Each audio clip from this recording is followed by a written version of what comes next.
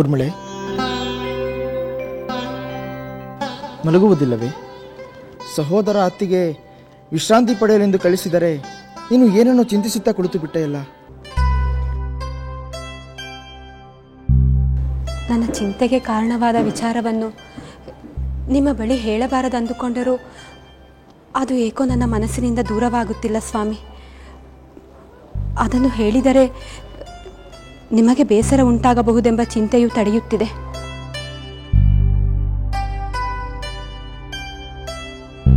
ಊರ್ಮಿಳೆ, ಹೊರಹಾಕದ ಚಿಂತೆ ಮನಸ್ಸನ್ನೇ ಸುಟ್ಟು ಬಿಡುತ್ತದೆ. ನನ್ನಲ್ಲಿ ಹೇಳಲು ಹಿಂಜರಿಕೆ ಏಕೆ? ಹೇಳಿಬಿಡು. ನೀನು ಉದ್ದೇಶಪೂರ್ವಕವಾಗಿ ನನಗೆ ಬೇಸರ ಮಾಡುವುದಿಲ್ಲವೆಂಬುದು ನನಗೆ ಗೊತ್ತಿಲ್ಲವೇ? ಹೇಳು, ನಿನ್ನ ಚಿಂತೆ ಏನೆಂದು ಹೇಳು. ರಾಮಚಂದ್ರರ ಪಟ್ಟಾಭಿಷೇಕಕ್ಕೆ ನಿಮ್ಮ ಕಿರಿಯ ಸಹೋದರ ಭರತನಿಗೆ ಕರೆ ಕಳುಹಿಸಿದಂತೆ ಕಾಣುತ್ತಿಲ್ಲ. ಇದರಿಂದ ನಿಮ್ಮ ಚಿಕ್ಕ ಮಾತೆ ಕೈಕೈ ದೇವಿಯವರಿಗೆ ಅಸಮಾಧಾನ ಉಂಟಾಗುವುದಿಲ್ಲವೇ? ಒಂದು ವೇಳೆ ಅವರು ಕೋಪಿಸಿಕೊಂಡರೆ ಅದರಿಂದ ಅನಾಹುತವಾಗುವುದಿಲ್ಲವೇ?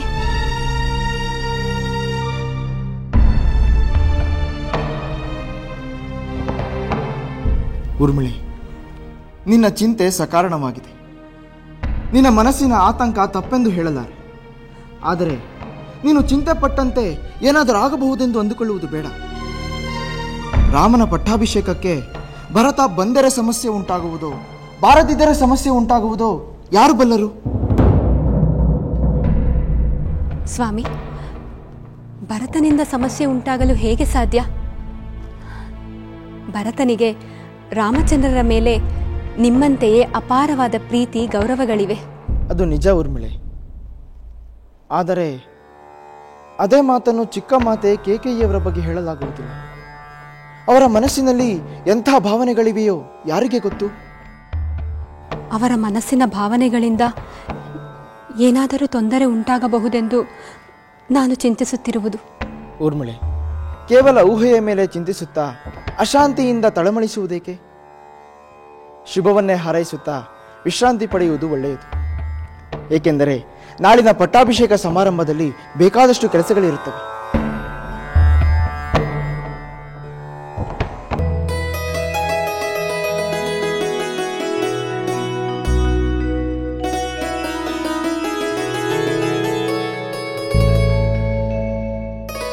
ಸುಮಿತ್ರೆ, ರಾತ್ರಿ ಬಹಳ ಹೊತ್ತಾಗಿದೆ. ರಾಮನಿಗಾಗಿ ಪ್ರಾರ್ಥನೆಯನ್ನು ಮಾಡಿದ್ದು ಸಾಕು. ಇನ್ನಾದರೂ ವಿಶ್ರಾಂತಿಯನ್ನು ತೆಗೆದುಕೋ. ಬೆಳಗಾಗುತ್ತಲೇ ಪಟ್ಟಾಭಿಷೇಕದ ಕೆಲಸಗಳಲ್ಲಿ ತೊಡಗಬೇಕಲ್ಲವೇ? ಸಹೋದರಿ, ನಾನು ಬೆಳಗಿನವರೆಗೆ ನಿನ್ನ ಜೊತೆ ಪ್ರಾರ್ಥನೆಯಲ್ಲಿಯೇ ತೊಡಗುತ್ತೇನೆಂದು ಮೊದಲೇ ಹೇಳಿರಲಿಲ್ಲವೇ? ನಿನಗೆ ಬೇಡದ ವಿಶ್ರಾಂತಿ ನನಗೂ ಬೇಡ. ಹಠ ಮಾಡಬೇಡ ಸುಮಿತ್ರೆ. ಜಾಗರಣೆ ಇರುವೆನೆಂದು ನಾನು ಸಂಕಲ್ಪ ಮಾಡಿದ್ದೇನೆ. ಅದನ್ನು ಮೀರಿದರೆ ನನ್ನ ರಾಮನಿಗೆ ಕೇಡಾಗುವುದಿಲ್ಲವೇ? ನಿನ್ನ ಸದಾಶಯವೇ ಸಾಕು. ನೀನು ಜಾಗರಣೆ ಇರುವ ಅಗತ್ಯವೇ ಇಲ್ಲ. ಹೋಗು, ವಿಶ್ರಾಂತಿಯನ್ನು ತೆಗೆದುಕೋ. ಸಹೋದರಿ, ವಿಶ್ರಮಿಸಬೇಕೆನಿಸಿದರೆ ನಾನೇ ಹೋಗುತ್ತೇನೆ. ಆದರೆ ಸದ್ಯದಲ್ಲಂತೂ ಹಾಗೆ ಅನ್ನಿಸುತ್ತಿಲ್ಲ. ನಾನು ಸಾಧ್ಯವಾದಷ್ಟು ಹೊತ್ತು ನಿನ್ನೊಂದಿಗಿರುತ್ತೇನೆ. ನಾನು ನಿನ್ನ ಜೊತೆ ಪ್ರಾರ್ಥನೆಯಲ್ಲಿ ತೊಡಗುತ್ತೇನೆ. ಸುಮಿತ್ರೆ, ನಿನ್ನ ಮನಸ್ಸಿನಲ್ಲಿ ಯಾವುದೋ ಆತಂಕ ಬಾಧಿಸುತ್ತಿರುವಂತಿದೆ. ಏನದು? ಹೇಳು. ಏನೆಂದು ಸ್ಪಷ್ಟವಾಗಿ ಹೇಳಲಾಗುತ್ತಿಲ್ಲ. ಆದರೆ ಆತಂಕವಂತೂ ಇದೆ. ಒಬ್ಬಳೇ ಆದರೆ ಆ ಆತಂಕ ಇನ್ನೂ ಹೆಚ್ಚಾಗುತ್ತದೆ ಎಂಬ ಭಯವಿದೆ. ಹಾಗಾದರೆ ನೀನು ಇಲ್ಲಿಯೇ ಇರು. ನಿನ್ನ ಮನಸ್ಸಿಗೆ ಸಮಾಧಾನವಾಗುವವರೆಗೂ ನನ್ನೊಡನೆ ಪ್ರಾರ್ಥನೆಯನ್ನು ಮಾಡು.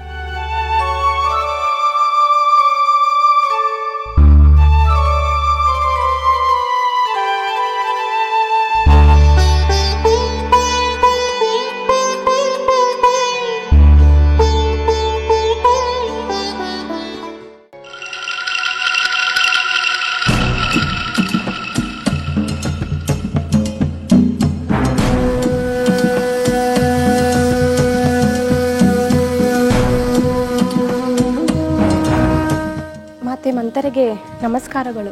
ನಿನ್ನ ನಮಸ್ಕಾರ ಉಪಚಾರವೆಲ್ಲ ಹಾಗಿರಲಿ. ನಾನು ಹೇಳಿದ ಕೆಲಸವೇನಾಯ್ತೆಂದು ಹೇಳು. ಹೇಳುತ್ತೇನೆ ಮಾತಾ. ಅದಕ್ಕಾಗಿಯೇ ನಾನು ಕೌಸಲ್ಯ ದೇವಿಯವರ ಅಂತಃಪುರದಿಂದ ಬರುತ್ತಿದ್ದೇನೆ. ಮಹಾರಾಣಿ ಕೌಸಲ್ಯಾದೇವಿಯವರ ಅಂತಃಪುರದಲ್ಲಿ ವಿಶೇಷವೇನಾದರೂ ನಿನ್ನ ಗಮನಕ್ಕೆ ಬಂದಿತೆ? ಮಹಾರಾಣಿಯವರು ಬಹಳ ಸಂತೋಷ ಚಿತ್ತದಿಂದಿದ್ದಾರೆ. ಪೂಜೆಯ ಸಡಗರದಲ್ಲಿದ್ದಾರೆ. ಸಡಗರ ಇರಬೇಕು, ಸಡಗರ ಇರಲೇಬೇಕು. ಪುತ್ರ ಯುವರಾಜನಾಗುತ್ತಿರುವಾಗ ಸಡಗರ ಪಡೆದಿರುತ್ತಾರೆಯೇ? ಇಂದು ಯುವರಾಜ, ನಾಳೆ ಮಹಾರಾಜನಾಗುತ್ತಿರುವಾಗ ಸಂಭ್ರಮ ಪಡೆದಿರುತ್ತಾರೆಯೇ? ಬಹುಶಃ ಪುತ್ರನ ಪಟ್ಟಾಭಿಷೇಕ ಸುಸೂತ್ರವಾಗಿ ನಡೆಯಲಿ ಎಂದು ಪೂಜೆ ಪ್ರಾರ್ಥನೆ ನಡೆಸುತ್ತಿರಬೇಕು. ಹೌದೌದು, ಪಟ್ಟಾಭಿಷೇಕಕ್ಕೆ ಯಾವುದೇ ಅಡ್ಡಿ ಆತಂಕವಾಗದಿರಲೆಂದು ಪೂಜೆ ಮಾಡುತ್ತಿರಬೇಕು. ಬೇರೇನು ಕಾರಣವಿರುತ್ತದೆ? ಮಹಾರಾಣಿಯವರ ಜೊತೆಯಲ್ಲಿ ಸುಮಿತ್ರಾದೇವಿಯವರು ಇದ್ದಾರೆ ಮಾತೆ. ಹೌದೇನು? ಸವತಿಯರಿಬ್ಬರು ರಾಮನ ಪಟ್ಟಾಭಿಷೇಕಕ್ಕೆ ವಿಶೇಷ ಪೂಜೆ ಮಾಡುತ್ತಿರಬೇಕು. ಹಾ, ಇರಬೇಕು ಇರಬೇಕು.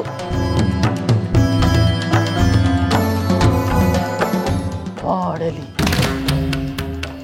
ಅವರು ಅವರ ಪೂಜೆ ಮಾಡಲಿ. ನಾನು ಮಾಡಬೇಕಾದನ್ನು ಮಾಡಿ ಆಗಿದೆ.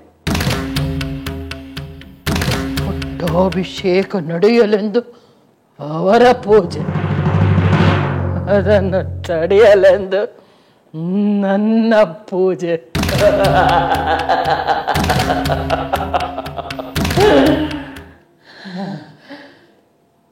ಈಗಾಗಲೇ ಮಹಾರಾಜರು ಕೈಕೇಯಿ ರಾಣಿಯನ್ನು ಕಂಡಿರುತ್ತಾರೆ. ಕಿರಿಯ ರಾಣಿ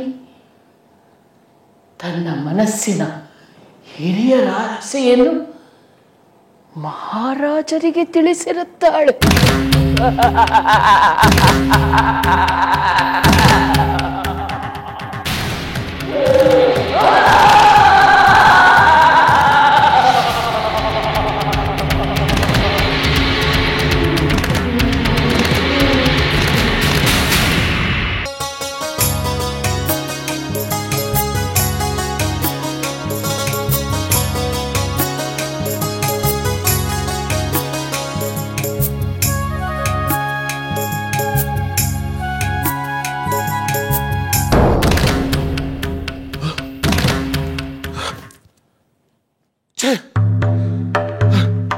ಇದೇನಿದು?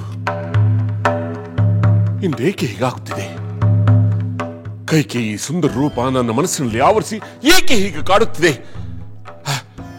ಅವಳನ್ನು ನೋಡಬೇಕೆಂಬ ಹಂಬಲ ಇಂದೇಕೆ ದುರ್ದಮ್ಯವಾಗಿದೆ? ಕೈಕೇಯಿ, ದೇವಿ, ಕೈಕೇಯಿ, ದೇವಿ, ದೇವಿ! ಮನ್ನಿಸಿ ಮಹಾಪ್ರಭು, ಮಹಾರಾಣಿಯವರು ಇಲ್ಲಿಲ್ಲ. ಮಹಾರಾಣಿಯವರು ಇಲ್ಲಿಲ್ಲವೇ? ಎಲ್ಲಿಗೆ ಹೋದರು? ಅವರು ಕೋಪಗೃಹದಲ್ಲಿಯೇ ಇದ್ದಾರೆ. ಕೋಪಗ್ರಹವೇ? ನನ್ನ ರಾಣಿಗೆ ಕೋಪಗ್ರಹದಲ್ಲಿ ಏನು ಕೆಲಸ? ನನ್ನ ರಾಣಿ ಕೋಪಗ್ರಹಕ್ಕೆ ಹೋಗಲು ಕಾರಣವೇನು? ಕ್ಷಮಿಸಿ ಪ್ರಭು, ಕಾರಣ ನನಗೆ ತಿಳಿದಿಲ್ಲ. ಸರಿ, ಈಗಿಂದ ಈಗಲೇ ಹೋಗಿ ನಾನು ಬಂದಿರುವ ವಿಷಯವನ್ನು ತಿಳಿಸಿ ಎಲ್ಲಿಗೆ ಬರುವಂತೆ ಹೇಳು. ಅಪ್ಪಣೆ ಮಹಾಪ್ರಭು.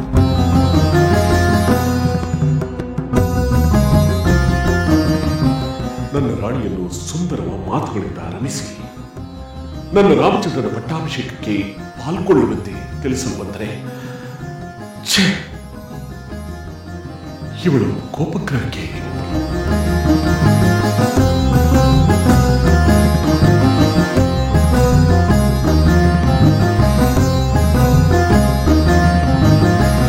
ಪೂಜ್ಯರೇ, ತಾವು ಸೂಚಿಸಿದಂತೆ ಪುರೋಹಿತರು ಪಟ್ಟಾಭಿಷೇಕದ ಎಲ್ಲ ಮಂಗಳ ಕಾರ್ಯಗಳನ್ನು ಮುಗಿಸಿದರು.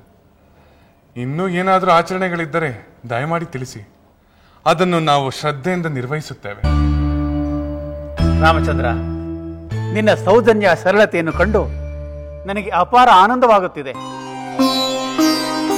ಎಲ್ಲವನ್ನೂ ತಿಳಿದಿದ್ದರೂ ಸಹ ತಿಳಿದೆನೆಂಬ ಅಹಂಭಾವವಿಲ್ಲದೆ ವಿನಯದಿಂದ ಹಿರಿಯರಿಂದ ಎಲ್ಲವನ್ನೂ ಕೇಳಿ ತಿಳಿದುಕೊಳ್ಳುವೆ. ಗುರು ಹಿರಿಯರ ಭಕ್ತಿಗೆ ನೀನು ಆದರ್ಶನಾಗಿರುವ ರಾಮಚಂದ್ರ. ಅದು ಎಲ್ಲರಲ್ಲೂ ಇರಬೇಕಾದ ಸಹಜ ಗುಣ ಗುರುವರ್ಯ. ಗುರುವಿನ ಸ್ಥಾನದ ಮಹತ್ವ ಏನೆಂಬುದನ್ನು ಈ ಲೋಕದ ಜನರು ನಿನ್ನಿಂದ ಕಲಿಯಬೇಕು ರಾಮಚಂದ್ರ. ನಿನ್ನ ವಿನಯ ಗುಣಗಳನ್ನು ಎಷ್ಟು ಹೊಗಳಿದರೂ ಸಾಲದು. ಈ ಸೀತೆಯು ಕೂಡ ನಿನಗೆ ತಕ್ಕಳಾದ ಸತಿ. ಸದ್ಗುಣಗಳಲ್ಲಿ ನಿನಗೆ ಸರಿಸಮಾನಳು. ಹೊಗಳಬೇಡಿ ಪೂಜ್ಯರೇ. ಗುಣವಂತರಾದ ಪತಿಯ ನೆರಳಾಗಿ ಬದುಕುವುದೇ ನನ್ನ ಜೀವನದ ಸಾರ್ಥಕ್ಯ. ಮಗಳೇ, ನೀನು ಮಿತ್ರಯಲ್ಲಿದ್ದಾಗಲೇ ಒಬ್ಬ ಆದರ್ಶ ಸತಿಗೆ ಬೇಕಾದ ಗುಣ ವಿಶೇಷಗಳನ್ನು ಕಲಿತು ಬಂದಿದ್ದೀಯೆ ಎಂದು ನನಗೆ ಗೊತ್ತು. ರಾಮಚಂದ್ರ, ನಾಳೆಯ ದಿನ ನೀನು ಯುವರಾಜನಾಗಿ ಪಟ್ಟಾಭಿಷಿಕ್ತನಾಗುತ್ತಿರುವೆ. ಅದಾದ ನಂತರ ನಿನ್ನ ಸದ್ವರ್ತನೆ, ಸೌಜನ್ಯತೆ ಹಾಗೂ ಸಭ್ಯತೆ ಇನ್ನೂ ಹೆಚ್ಚು ಪ್ರಕಾಶಮಾನವಾಗಿ ಬೆಳಗುವಂತಾಗಬೇಕು. ಏಕೆಂದರೆ ಈಗಾಗಲೇ ಈ ರಾಜ್ಯದ ಪ್ರಜೆಗಳು ನಿನ್ನಲ್ಲಿ ಒಬ್ಬ ಆದರ್ಶ ರಾಜನನ್ನು ಕಾಣುತ್ತಿದ್ದಾರೆ. ಹೌದು ಪೂಜ್ಯರೇ, ಅದರ ಅರಿವು ನನಗಿದೆ. ಯಥಾ ರಾಜ ತಥಾ ಪ್ರಜಾ ಎಂಬ ಸೂಕ್ತಿಯಂತೆ ಪ್ರಭುವಾದವನು ಧರ್ಮ ನೀತಿಗಳ ಪಾಲನೆಯಲ್ಲಿ ತನ್ನ ಪ್ರಜೆಗಳಿಗೆ ಆದರ್ಶವಾಗಬೇಕು. ರಾಜ ಧರ್ಮ ನೀತಿಗಳನ್ನು ಮೀರಿದರೆ ಪ್ರಜೆಗಳು ದುರಾಚಾರಿಗಳಾಗುತ್ತಾರೆ. ಹಾಗಾಗಬಾರದು. ಈ ಅಯೋಧ್ಯೆಯು ಎಂದೂ ಅಂತ ಧರ್ಮ ಬಾಹಿರ ರಾಜನನ್ನು ಪಡೆಯದಂತಾಗಲಿ. ಪ್ರಜೆಗಳ ನಿರೀಕ್ಷೆಗೆ ತಕ್ಕಂತೆ ಇನ್ನು ಮುಂದೆ ಹೇಗೆ ನಡೆದುಕೊಳ್ಳಬೇಕು, ಪ್ರಜೆಗಳ ಯೋಗಕ್ಷೇಮದ ಕರ್ತವ್ಯವನ್ನು ಹೇಗೆ ನಿರ್ವಹಿಸಬೇಕು, ನಮ್ಮ ವೈಯಕ್ತಿಕ ಸುಖ ದುಃಖಗಳಿಗೆ ಗಮನ ಕೊಡದೆ ನಮ್ಮ ನಾಡಿನ ಒಳಿತಿಗಾಗಿ ಯಾವ ರೀತಿ ವರ್ತಿಸಬೇಕು, ಇದೆಲ್ಲದರ ಬಗ್ಗೆ ನಾನು ಸೀತೆ ಚಿಂತನೆ ನಡೆಸುತ್ತಿದ್ದೇವೆ ಪೂಜ್ಯರೇ. ಆಹಾ, ಈ ನಿನ್ನ ಮುಂದಾಲೋಚನೆ, ಪದವಿಗೆ ಮೊದಲೇ ಅದರ ಕರ್ತವ್ಯ ನಿರ್ವಹಣೆಗೆ ಮಾನಸಿಕವಾಗಿ ಸಿದ್ಧವಾಗುವ ಈ ನಿನ್ನ ಗುಣಗಳು ಅಪೂರ್ವ ರಾಮಚಂದ್ರ. ಅದು ಎಲ್ಲರಲ್ಲೂ ಇರಬೇಕಾದ ಗುಣವಲ್ಲವೇ ಮುನೇಂದ್ರ? ಹೌದು ಮಗಳೇ, ಎಲ್ಲರಲ್ಲಿಯೂ ಇರಬೇಕಾದ ಗುಣಗಳು. ಆದರೆ ಆ ಗುಣಗಳು ಇಲ್ಲದೆ ಇರುವ ಜನರನ್ನು ಈ ಲೋಕದಲ್ಲಿಯೂ ಕಾಣಬಹುದಲ್ಲವೇ? ಅದರ ಪರಿಣಾಮ ಅಧರ್ಮ ಬೆಳೆಯಲು ಕಾರಣವಾಗುತ್ತದೆ. ಅಧರ್ಮದಿಂದ ಅನೀತಿ, ಅನ್ಯಾಯ, ಅಶಾಂತಿಯ ಹಾಹಾಕಾರ. ಬಹಳ ಸಂತೋಷವಾಯಿತು ರಾಮಚಂದ್ರ. ನಾನು ನಿನಗೆ ಹೇಳಬೇಕೆಂದು ಬಂದ ವಿಷಯವನ್ನು ನೀನಾಗಲೇ ಅದನ್ನು ಅರಿತುಕೊಂಡು ಅದರ ಮಂಥನವನ್ನು ಮಾಡುತ್ತಿದ್ದುದನ್ನು ಕಂಡು ನನಗೆ ತೃಪ್ತಿಯಾಯಿತು. ನಾನಿನ್ನು ಹೊರಡುತ್ತೇನೆ. ನಾಳೆ ದಿನ ಸೂರ್ಯೋದಯವಾಗುತ್ತಿದ್ದಂತೆಯೇ ಪಟ್ಟಾಭಿಷೇಕಕ್ಕೆ ಸಕಲ ವಿಧಿವಿಧಾನಗಳನ್ನು ಪ್ರಾರಂಭಿಸುತ್ತೇನೆ.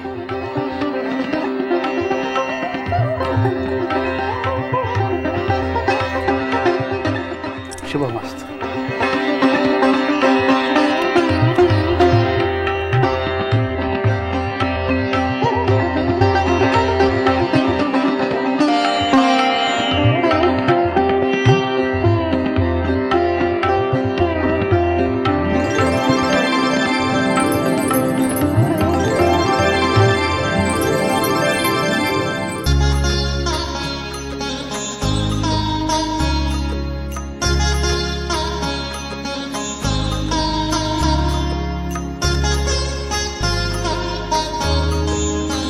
ಸೀತಾ, ಈ ಸಂಯಮವೂ ಕೂಡ ಒಂದು ತಪಸ್ಸಿನ ಹಾಗೆ.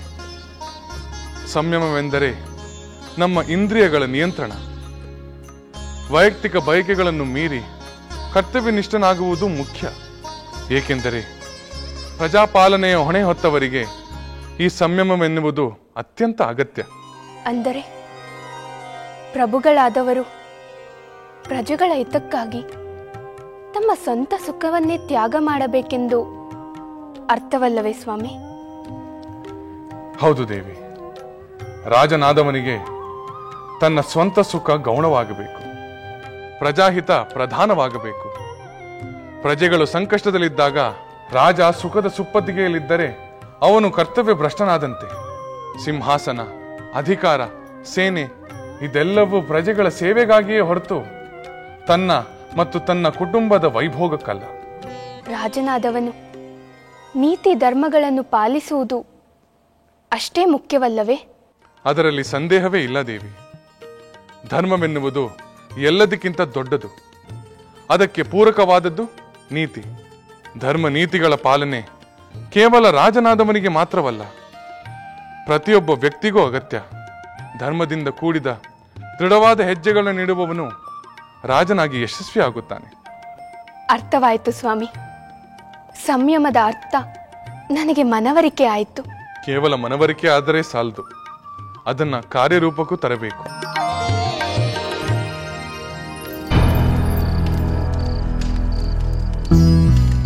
ಮಹಾರಾಣಿಯವರಿಗೆ ಪ್ರಣಾಮಗಳು. ಮಹಾರಾಜರು ತಮ್ಮನ್ನು ಕಾಣಲು ಬಯಸುತ್ತಿದ್ದಾರೆ. ಅವರಿಗೆ ಹೇಳು, ನಾನು ಯಾವುದೇ ಕಾರಣಕ್ಕೂ ಈ ಸ್ಥಳವನ್ನು ಬಿಟ್ಟು ಕದಲುವುದಿಲ್ಲವೆಂದು. ಅಪ್ಪಣೆ ಮಹಾರಾಣಿ.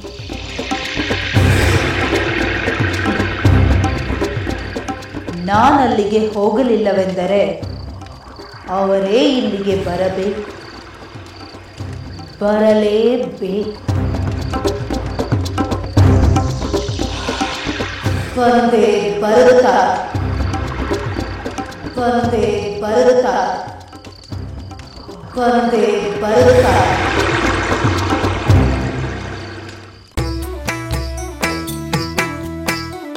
ಲಂಕೆಯಲ್ಲಿನ ದುರುಳ ದರ್ಪವು ಸೀತೆ ಸಹನೆಗೆ ಸೋತಿತು.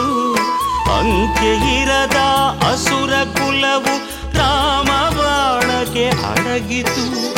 ದೂರವಿರಲಿ ಸನಿಹವಿರಲಿ ರಾಮ ಹೃದಯ ನಿವಾಸಿನಿ. ಯುಗವು ಯುಗವು ಸಾಗಲಿ ಅಕಳಂಕ ಪ್ರೇಮ ಪ್ರಬೋಧಿನಿ. ಅಮರ ಗಾಧೆ ಧರಣಿ ಜಾತೆ ಸಾಧ್ವೆ ಸೀತೆ ಸುಚರಿತೆ.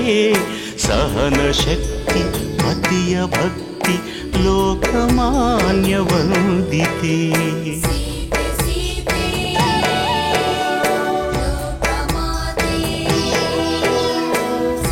ರಾಮ ಹೃದಯ ನಿವಾಸಿನಿ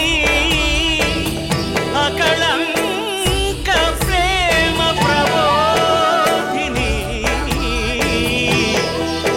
ಸೀತೆ ಮಾತೆ